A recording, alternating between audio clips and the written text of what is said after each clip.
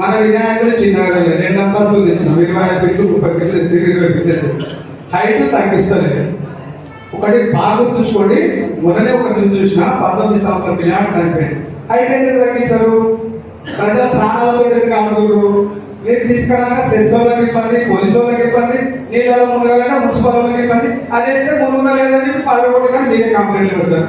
5 ఫీట్లు 6 ఫీట్లు పెట్టారు కంప్లైంట్ కానీ 6 ఫీట్లు పెడితే దేవుడు కదా, ఎందుకు ఆలోచిస్తలేరు? ప్రజల ప్రాణాలతో కానుకుంటారు. తప్పు మనగా వాళ్ళదా? 22 ఫీట్ల వినాయకుడు దగ్గర పిల్లలు చనిపోయాడు, దానికి రెస్పాన్సిబిలిటీ ఇవ్వాలి. తల్లిదండ్రులు కూడా బాధ్యత లేదా? 19 పిల్లలకి 22 ఫీట్ల వినాయకుడు దగ్గర పంపించారు. ఎవరిలో పేరెంట్ వాళ్ళు ఆలోచించుకోవాలి. 6 తారీఖు నాడు నిమజ్జనం ఉంది, దయచేసి ర్యాలీ లేని వాళ్ళు 4 నాడు 5 నాడు వేయండి. 7 తారీఖు నాడు ఉదయం గ్రహణశుభ స్టార్ట్ అవుతుంది, చంద్రగ్రహణం ఉంది. గ్రహణంలో దేవుడిని బయటకు తేవడం తప్పు. మీరు ఏ పూజ అడగండి, పద్మపురోహితులు అడగరా, బ్రాహ్మణులను అడగరా, శిష్యుల మెజారిటీ పీపుల్ పద్మపురోహితులు. మీరు ఎవరిని అడిగినా పర్వాలేదు. 7వ తారీఖు ఉదయం 6 గంటల కూడా నిమజ్జనం కావాలి, మీరు ఏమైనా చేసుకోవాలి. తర్వాత పోలీసులు వచ్చిన లాఠీ చార్జ్ చేసిన మాకు సంబంధం లేదు, మేము ఎలాంటి పట్టించుకోము.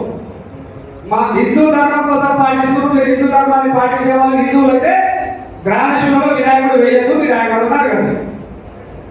నేను చెప్పేది ఒకటే, 7 తారీఖు నాడు ఉదయం 6 గంటల లోపల వినాయకులు నిమజ్జనం ఎక్కడో దగ్గర వెళ్ళిపోవాలి. కొందరు 20 ఫీట్ల వినాయకుడు వెళ్తారు, ట్రాలీ ఉంటుంది, వాళ్ళకి ట్రాలీ పోయాలి. ఇప్పుడు ఒక్క 6 నాడు నిమజ్జనం అయితే ట్రాలీ లేని వాళ్ళు 4 గంటల 5 నాడు నిమజ్జనం చేయండి, దయచేసి గమనించండి.